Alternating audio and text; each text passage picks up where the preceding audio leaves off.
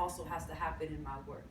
And that I think this book and the book that won the first book prize are all reclamations of these stories that I feel like have been pushed to the sideline because they're not sexy enough, or because it's such a subgroup of people who actually care about the Dominican Republic or the Caribbean. And I think I've been told that for so long, that like this is such a subgroup, that I felt like I had to write these bigger pieces that like the whole world would care about. And then it's like, well, I don't need the whole world to care.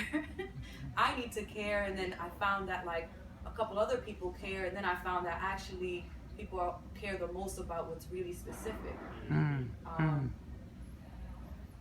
don't even know if that answered your question, but like that it's not about politics for me at this point in time. It's just about like reclaiming the stories. Like I can't die with the stories that I've been brought up with. I can't let my mother die without having seen the stories that she told me in print. Like her stories can't die with her, and that is all that I know about like what this book is and what the next book will be. That like it's my mother's stories making it further than just our four walls. Yes.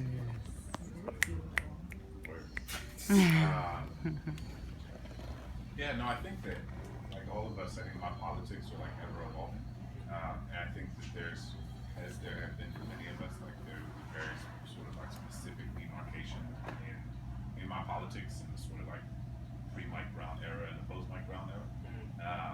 And so Mike Brown was the first year of graduate school for me, and so I had this really interesting moment where the nascent stages of Black Lives Matter was beginning, and I was also in a scenario in which I dedicated like most of my day to like sitting in a library reading about the history of racial inequality in the United States. And so I saw all of these things happening around me, and then at the same time I was spending my days reading about the sort of like socio-political and historical context that made these moments happen, like that created what is the residue that we see of these decisions.